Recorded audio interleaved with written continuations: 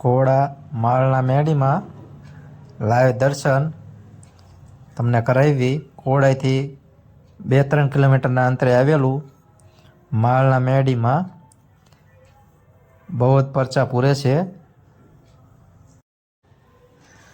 સતુભુવાની મેલડીમાં પરચા પૂરે છે. તમને આજે દર્શન કરાવવાના છે. આ સતુભુવા સાઉન્ડ ચાલુ છે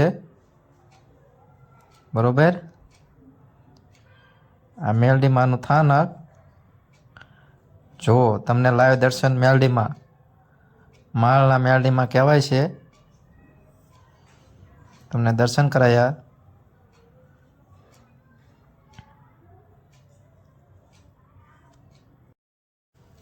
તો બધા ભાઈઓએ દર્શન કરી લીધા. તો બોલો જય મેલડીમાં.